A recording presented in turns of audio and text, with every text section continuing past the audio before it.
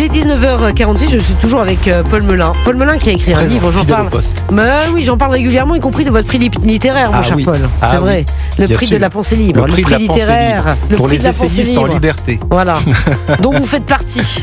Oui, moi j'espère être un auteur plutôt en liberté et j'espère qu'on est encore beaucoup en France dans ce cas-là. On va faire un petit débat. Philippe Viguier-Desplaces, bonjour, vous êtes grand reporter au Figaro et vous êtes le co-auteur donc, de ce livre que j'ai à côté de moi.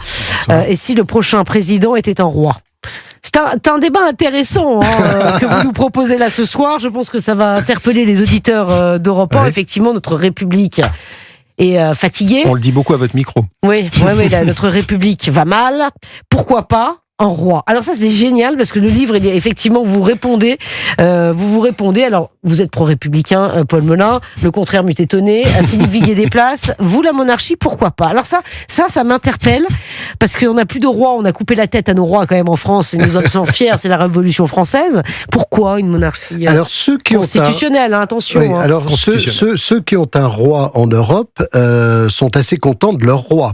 Donc pourquoi mais ils se plaignent pas que ça coûte cher et que ça sert à rien? Non, alors précisément, ça coûte beaucoup moins cher qu'une république. Déjà, un roi en France, ça voudrait dire que d'abord aucun homme politique ne pourrait se prendre pour un roi. Donc déjà, vous voyez, ça couperait quand même quelques ambitions. Et après, ça économiserait une élection présidentielle. Une élection présidentielle, ça coûte très cher aux Français. Ouais. Bon. Et ça économiserait aussi ce débat, et ça nous priverait de cette obsession de l'élection présidentielle, qui est vraiment une obsession française, une obsession politique, et qui pourrit quand même en grande partie nos institutions, parce que aucun homme politique, peut-être même Paul Melun, n'imagine entrer dans un débat politique sans penser un jour devenir président de la République. C'est vrai, Paul Melun. Oui. Non, mais là où Philippe a raison, c'est que toute notre vie politique tourne autour de l'élection présidentielle. Mais d'ailleurs, c'était un souhait du général de Gaulle. Quand en 1962, il fait le suffrage universel direct pour le président, ce qu'il veut, de Gaulle, c'est les grands plébiscites d'autrefois, c'est-à-dire le président de la République qui est au centre du jeu. Regardez Emmanuel Macron, il habite parfaitement cette fonction d'homme qui vraiment se prend un peu pour un roi, pour paraphraser Philippe. Moi, je pense que c'est une richesse. C'est le maître des horloges. Regardez, vous vous souvenez de nos débats ici sur la dissolution, etc. On disait, mais qu'est-ce qui va se passer à l'Élysée? Qui est-ce qui va nommer à Matignon? Donc, c'est véritablement ça, et je crois que c'est le cœur battant de notre démocratie, l'Élysée. Oui, alors, ce qui est paradoxal, c'est que dans notre République, le président est une sorte de monarque absolu, ce que précisément les Français ont rejeté en coupant la tête de Louis XVI. La proposition que moi je fais dans ce livre, c'est au contraire la proposition d'une monarchie constitutionnelle, c'est-à-dire un roi qui est encadré par une constitution dont les pouvoirs sont effectivement limités, qui donne de l'oxygène à la démocratie, et c'est un roi qui réinvente avec le peuple une proximité qui aujourd'hui a complètement disparu. Qui pour prendre ce rôle-là? Pardon, mais alors ça, moi je suis très intriguée. C'est la grande question. C'est rare, ce type de discours aujourd'hui, c'est très intéressant. Oui, mais vous savez, quand on est dans un dîner en ville et qu'on parle de la monarchie, tout le monde s'agit, tout le monde dit « mais c'est formidable, ce serait une très bonne idée, etc. » On n'a pas dans les mêmes dîners avec lui. Et puis, mais c'est tout à fait vrai. Et puis, dès que l'on aborde la question « qui ?», à ce moment-là, tout le monde se déchire. Vous remettez une dynastie à la tête de la France. Oui, mais c'est pas quand même un sacré retour en arrière. Oui, mais c'est pas ce qu'il y a de plus important. Si, c'est très important. Philippe Viguier-Desplaces, tout le monde se pose la question pour la première. Je vais répondre à votre question, mais je fais juste un petit préalable. Pour dire que l'idée de ce livre, puisqu'on parle du livre, l'idée de ce livre, c'est de proposer une monarchie constitutionnelle. Oui. Après, c'est de jeter les bases. Après, on trouvera bien toujours quelqu'un pour s'asseoir sur le trône. Mais non, mais c'est pas ça, parce que c'est pas quelqu'un par hasard. On n'est pas parti. Oui, mais on n'est pas parti. Enfin, je ne suis pas parti de cette idée-là, parce que justement, tous les livres qui ont été faits sur la monarchie ont tous pris parti pour l'un des trois, et je vais y venir, l'un des trois prétendants actuels. Moi, j'en comptais qu'il y a un orléaniste et un Bourbon, mais c'est qui le troisième? Ah ben, je vais vous dire. Alors, c'est Paul Melun. Alors, le premier, si on prend peut-être par, je ne sais pas d'ailleurs dans quel ordre, mais le premier, c'est effectivement le comte de Paris, qui est le plus connu peut-être en France. Ça, c'est des orléanistes. Donc ça, c'est un descendant du frère de Louis XIV, et donc ça, ce sont les Orléans. Ensuite, vous avez donc le dernier roi qui a régné en France, c'est Louis-Philippe. Et l'actuel comte de Paris est un descendant direct de Louis-Philippe. Et Louis-Philippe, c'était déjà un premier essai de monarchie constitutionnelle. Deuxième prétendant, un prétendant Bourbon, qui vit en Espagne, effectivement, et qui est Louis de Bourbon, et qui a été très mis à la mode dans les années 80 par un livre de Thierry Ardisson qui s'appelait Louis XX. Voilà. Et puis le troisième, le troisième, c'est le prince impérial, c'est le Charles Napoléon. Attention, monarchie et empire, c'est pas la même chose pour moi. Bien sûr que si. Excusez, non, ça n'a rien à voir. Oui, mais alors là, je me permets quand même, je veux pas vous donner, non, mais je veux pas vous donner une leçon, mais non, mais une monarchie. Non, c'est pas mon genre. Mais la monarchie, l'empire est une monarchie. L'empire est une monarchie. Qu'est-ce qui fonde une monarchie? C'est la succession au trône par la naissance. Par le sang, ce qu'on appelle la primogéniture des mâles, qui maintenant. Mais ça aujourd'hui ça passerait pas. Je suis pas sûr que Sandrine Rousseau laisse faire tout ce genre de choses. Oui, mais alors attendez, justement là-dessus, parce que je vois Paul Melun arriver. Oui, moi je vais faire le discours féministe maintenant pour contredire mon ami Philippe. Justement, la République, dont vous êtes un fervent supporter, elle n'a jamais réussi en 170 ans à mettre une femme à la tête de l'État. Un point pour Philippe Higuet-Desplaces, grand porteur au Figaro. Alors que les monarchies n'ont pas attendu... pas en France.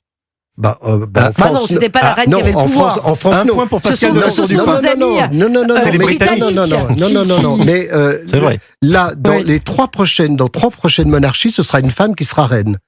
Ce sera une femme qui sera... Trois prochaines monarchies, c'est-à-dire dans trois prochaines monarchies en Europe, la reine en Espagne, ce sera après Felipe une reine, aux Pays-Bas, ce sera une reine, et en Belgique, ce sera une reine. Il y a trois filles. Donc, vous voyez, on peut pas dire que la monarchie soit... Et en France, on aura peut-être une femme présidente, on ne sait jamais. Oui, mais enfin, pour l'instant, on ne la voit pas venir. Non. Et c'est quand même assez loin, comme idée. Bon, moi, je vais mettre tout le monde d'accord, je vais mettre les trois prétendants au trône d'accord. Je pense que la Ve République est ce qui se fait de mieux, parce que je crois qu'une des forces de la Ve République voulue par le général de Gaulle, c'est précisément cette réconciliation entre l'aspiration populaire à la démocratie et il a concilié de Gaulle quand même des traits, des caractéristiques de l'ancien régime. Mais là, vous employez des mots d'une espèce de romantisme hugolien. Mais ça ne correspond plus du tout à la réalité. Vous décrivez, d'ailleurs dans le livre où vous êtes mon contradicteur, vous décrivez une république qui est une république rêvée, mais qui n'est plus la République, qui n'est pas en tout cas la République du général de Gaulle, et qui n'est plus la République actuelle. Qui est la République du général de Gaulle, mais qui aujourd'hui a subi un certain nombre de déconvenues. Qui est une République rêvée. Quand vous parlez d'égalité des chances que donne la République, etc., il n'y a plus d'égalité des chances. Est-ce que la République, Paul Melun... J'en suis un peu la preuve qu'il y en a. Est-ce que pourquoi et dans une monarchie, Margaret Thatcher, fille d'un épicier, c'est pas mon modèle, Margaret Thatcher. Oui, mais c'est pas votre modèle. Mais c'est une réponse Attendez, j'ai une question qui m'intrigue, Philippe Higuet-Desplaces. Imaginez, pourquoi pas, une monarchie constitutionnelle, mais vous mettez ça au vote des Français, vous pensez que ça passe ? Comment vous la mettez en place, votre monarchie constitutionnelle ? C'est d'ailleurs très intéressant parce que effectivement, il y a eu deux tentatives de restauration en France. Une en 1871 avec le comte de Chambord, et qui a avorté parce que le comte de Chambord voulait un drapeau blanc à la place du drapeau tricolore, et l'autre qui est sous le général de Gaulle avec le comte de Paris, le grand-père de l'actuel comte de Paris. Et cette restauration-là, c'est assez amusant parce qu'Alain Peyrefitte rapporte des conversations du général de Gaulle, et le général de Gaulle aurait dit « oui, pourquoi pas, mais comment faire ?» Et effectivement, c'est effectivement toute la question, car aujourd'hui, la dernière monarchie en Europe qui a été restaurée, c'est la monarchie espagnole, et cette monarchie-là, elle a été restaurée via un processus démocratique. Donc, il n'est pas imaginable qu'en France, une monarchie puisse être imposée autrement. On a coupé la tête de tous les aristos à la chaîne, on a oublié ça. Oui, mais là, Pascal de la Tour du Pin, là, vous faites un amalgame, c'est Sissi impératrice. C'est quoi le rapport Sissi impératrice? C'est Sissi impératrice parce que la noblesse française est totalement déconnectée, et la noblesse en général est totalement déconnectée de l'outil institutionnel qu'est la monarchie dans les pays où il y a une monarchie. Non, mais je parle de l'inconscient français, je parle des citoyens français, je parle pas de l'aristocratie française. Oui, je suis d'accord, mais vous pensez que l'inconscient français, il est favorable à la République? Je suis pas sûr. C'est d'avoir coupé des têtes et d'avoir fait la Révolution française. Justement, pour répondre à ça, moi je passe, Philippe, si je peux dire un mot, parce que toute la contradiction du livre, c'est que moi je suis pas un admirateur béat de la République dans ses dysfonctionnements actuels. Moi je propose l'exact opposé de Philippe, c'est-à-dire renouer avec encore plus de République, c'est-à-dire encore plus de voix pour le peuple, la res publica, donner encore plus de démocratie directe, donner encore plus les outils qui viennent. Non, référendum d'initiative citoyenne. Référendum d'initiative citoyenne, référendum, c'est ce qui a été demandé par les Gilets jaunes, et le président de la République, par exemple, en propose. Ça veut bien dire que mon idée est peut-être pas si ringarde que ça, en tout cas, pas si ringarde pour quelqu'un qui prône la monarchie, qui ça est un concept pour le coup plutôt ringard. Alors c'est pas du tout un concept ringard. Je vais vous donner un exemple de modernité. Souvenez-vous très récemment les événements qui ont eu lieu en Espagne à Peporta. Ah oui, les inondations. Les inondations. Le roi s'est fait huer, hein. Quand il est allé, pardon, excusez-moi. Mais attendez. Je peux terminer mon propos. Je vous en prie, allez-y. Le roi s'est fait huer, mais le président du gouvernement espagnol, Pedro Sánchez, socialiste, a été évacué. Il n'a jamais pu aller au contact de la foule. Seul le roi y est allé. Il est allé au contact de la foule. Il est rentré dans la foule. Il s'est fait bousculer. Il s'est fait effectivement injurier. Il s'est fait couvert de boue, mais il est rentré dans la foule. Il est allé au contact. Même scène avec le président Macron à Mayotte. Le président Macron à Mayotte a harangué derrière une barrière de CRS une foule qui le conspuait, mais il n'est jamais allé au contact. Et c'est ça toute la différence. Et si le prochain président était un roi? Ouais, si le prochain président était un roi. J'y crois peu, mais je trouve que l'idée est intéressante. En tout cas, non, voilà, moi je suis comme vous, Pascal. C'est pour ça que j'ai accepté de faire ce livre. Oui, mais vous savez, d'un mot. Vraiment un mot, je vais me faire taper sur les doigts. Non, mais à Louis XV, qui voulait mener une action, un de ses ministres lui dit: vous serez seul. Et lui a répondu: non, je serai le premier. Bon, c'est pas mal, c'est de l'ambition, effectivement. C'est très intéressant. Voilà, ici, le prochain président était un roi. Paul Melun, Philippe Viguier déplace. Merci, Pascal. Merci beaucoup. Il est 19h58 sur Europe 1.